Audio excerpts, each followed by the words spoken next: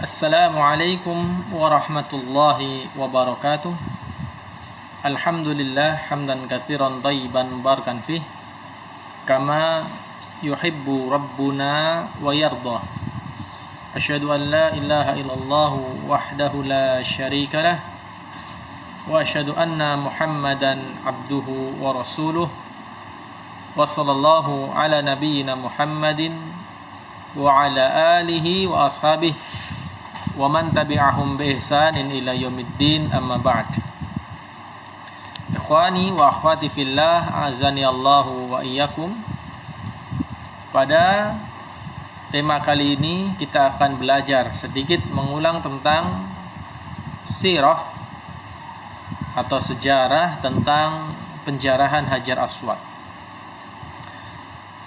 yang kami salin dari sebuah tulisan yang sangat bagus dalam majalah As-Sunnah. Di situ ada sedikit artikel tentang penjarahan Hajar Aswad. Mudah-mudahan bermanfaat. Kota Mekkah dengan kemuliaan yang ada padanya, ia memiliki hukum-hukum yang telah ditetapkan oleh syariat. Sebagai bukti yang menunjukkan kemuliaannya, siapapun dilarang melakukan perbuatan maksiat. Meski larangan ini telah jelas, ternyata dalam perjalanan sejarahnya, itu perjalanan sejarah kaum muslimin, khususnya kota Mekkah dan Ka'bah, pernah terjadi sebuah peristiwa pelanggaran yang sangat-sangat memilukan dan menodai Ka'bah secara khusus, yaitu terjadinya penjarahan Hajar Aswad. Hajar Aswad merupakan batu yang mulia. Dia berasal dari sorga. Sebagaimana Rasulullah sallallahu alaihi wasallam, beliau pernah bersabda, "Nazalal hajarul aswadu minal jannah wa huwa ashaddu bayadan minal laban wa sawwadathu khotoya bani Adam." Hajar Aswad itu diturunkan dari sorga dalam kondisi putih sebagaimana air susu. Kemudian dosa-dosa anak Adamlah yang membuatnya sampai berwarna hitam. Hadis ini dikeluarkan oleh Imam At-Tirmidzi dan disahihkan oleh Syekh Al-Albani rahimahullah. Adapun tentang keutamaan yang dimiliki oleh Hajar Aswad yang lain, Nabi SAW bersabda, "Inna li hadzal hajar lisanan wa syafataini yashhadu liman istasallamahu yaumal qiyamati bihaq." Sesungguhnya batu ini, yaitu Hajar Aswad, akan mempunyai lisan dan 2 buah bibir yang akan bersaksi bagi orang yang menyentuhnya di hari kiamat dengan cara yang benar. Hadis ini diriwayatkan oleh Al-Hakim dan Ibnu Hibban serta disahihkan oleh Syekh Al-Albani rahimahullah. Kemudian dari Ibnu Umar, saya mendengar Rasulullah SAW bersabda, "Inna mashahuma yahuttani khati'ah."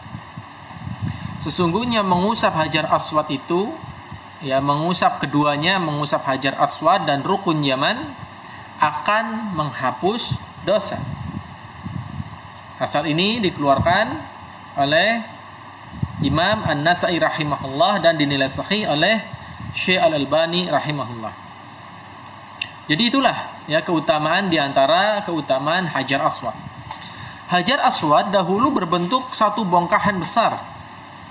Namun setelah terjadinya penjarahan yang terjadi sekitar tahun 317 Hijriah, itu pada masa pemerintahan Al-Qahir billah Muhammad bin Al-Mu'tadid dengan cara mencongkel. Jadi Hajar Aswad ini dicongkel dari tempatnya. Hajar Aswad kini menjadi 8 buah bongkahan kecil. Batu yang berwarna hitam ini berada di sisi selatan Ka'bah. Jadi pada masa Al-Qahir billah Muhammad bin Al-Mu'tadid, ya, ini batu ini dicongkel sehingga pecah menjadi kepingan-kepingan yang kecil. Adalah Abu Thahir Sulaiman bin Abi Sa'id Al-Husain Al-Janabi.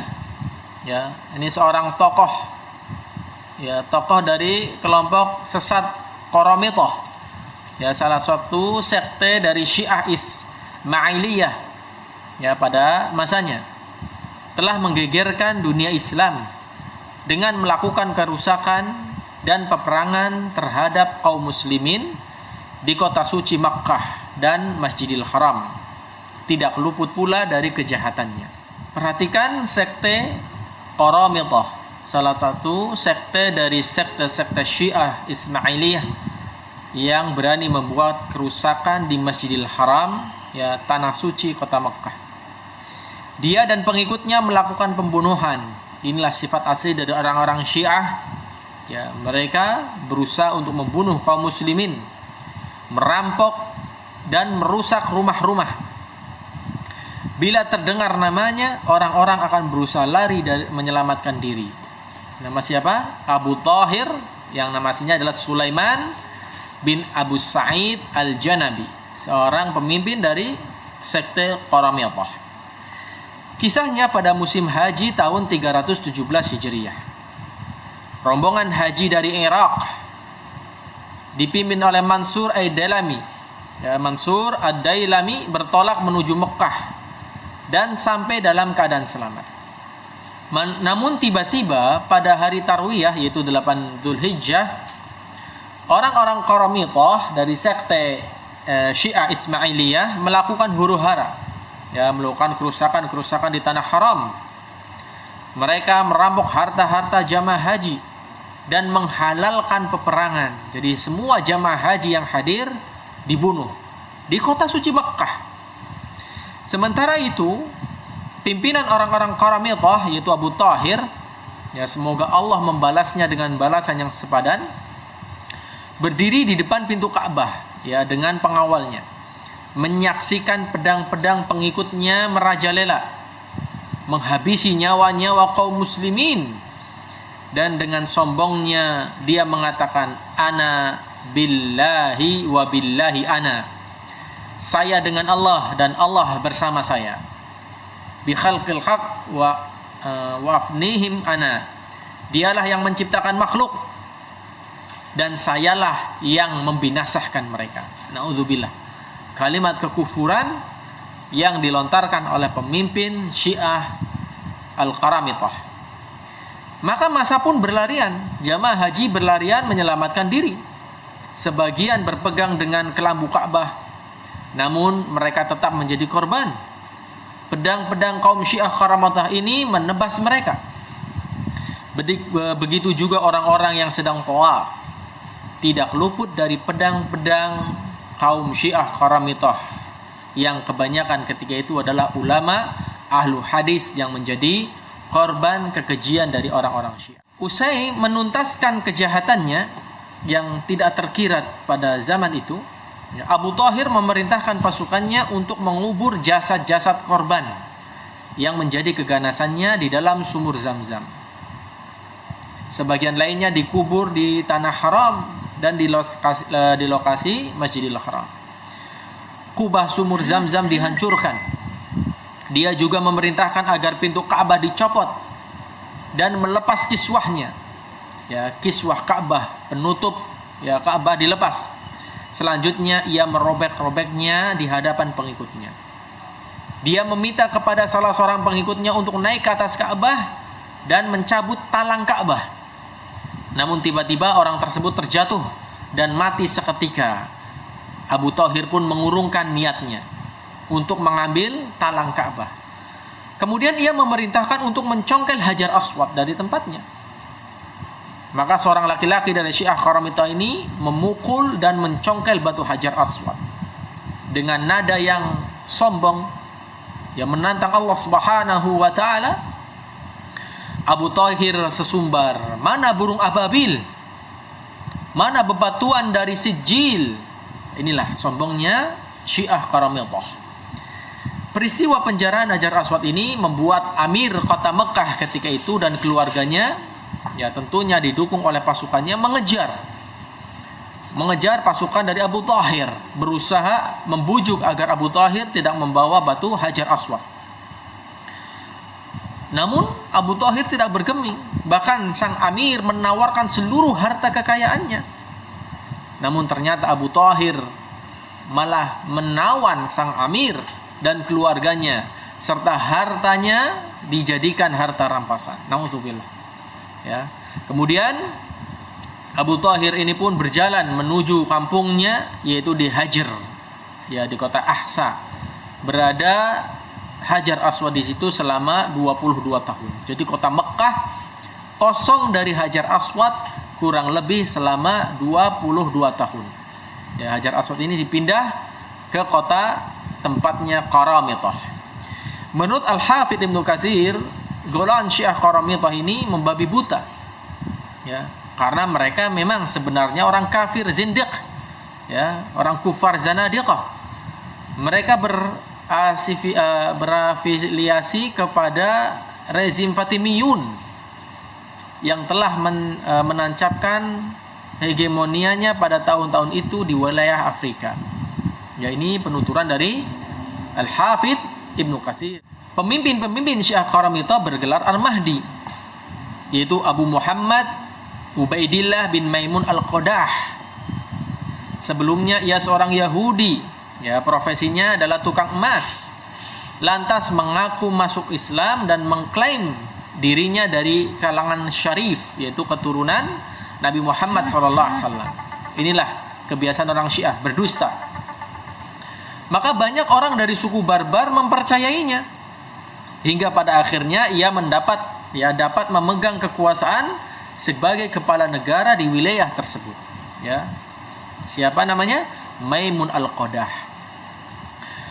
Perbuatan Abu Thahir Al-Qurmut, yaitu orang yang memerintahkan penjarahan Hajar Aswad ini, oleh Al-Hafidz Ibnu Katsir dikatakan dia telah melakukan ilhad, melakukan kekufuran di Masjidil Haram yang tidak pernah dilakukan oleh orang-orang sebelumnya ataupun orang-orang setelahnya.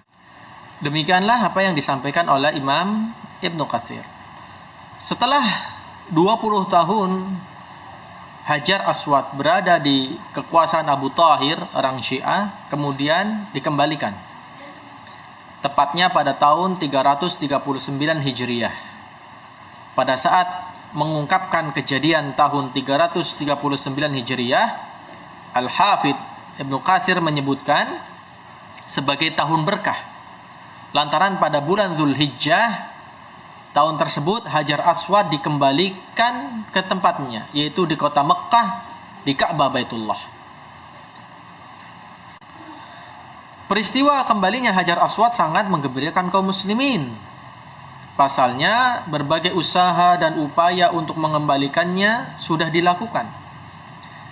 Amir Bachkam At-Turki pernah menawarkan 50.000 dinar sebagai tebusan Hajar Aswad. Namun tawaran itu tidak meluluhkan hati Abu Thahir, pemimpin Qaramitah saat itu. Kaum Qaramitah itu berkilah, kami mengambil batu ini berdasarkan perintah dan akan mengembalikannya pula berdasarkan perintah orang yang bersangkutan. Maka pada tahun 339 Hijriyah, sebelum mengembalikan ke Mekah, orang-orang Qaramitah mengusung Hajar Aswad ke Kufah dan menggantungkannya pada 7 tiang masjid di Kufah agar orang-orang dapat menyaksikan. Lalu saudara Abu Thahir menulis ketetapan, kami dahulu mengambilnya dengan sebuah perintah dan sekarang pun kami akan mengembalikannya dengan perintah juga, agar pelaksanaan manasik haji umat Islam menjadi lancar. Akhirnya Hajar Aswad dikirimkan ke Mekah di atas satu tunggangan tanpa ada halangan, dan sampai di Mekah pada bulan Dzulqa'dah tahun 339 Hijriyah. Dikisahkan oleh sebagian orang bahwa pada saat itu penjarahan Hajar Aswad Orang-orang Qaramithah terpaksa mengangkut Hajar Aswad di atas beberapa onta. Punuk-punuk onta sampai terluka dan mengeluarkan nanah. Tetapi saat dikembalikan, hanya membutuhkan satu tunggangan saja tanpa terjadi hal-hal aneh di dalam perjalanannya. Nah, demikianlah kisah yang terjadi ya dalam sejarah umat Islam tentang pencongkelan batu yang mulia oleh kaum Syiah Qaramithah. Dan ini tentunya menjadi pelajaran bagi kita tentang betapa buruknya orang Syiah tersebut. Apapun sekte atau golongan orang-orang Syiah, ya, di Masjidil Haram saja mereka berani melakukan kerusakan, bahkan melakukan pembunuhan, menumpahkan darah-darah kaum muslimin. Benarlah apa yang dikatakan oleh Al-Hafidh Ibnu Katsir, ya, dalam tafsirnya beliau mengatakan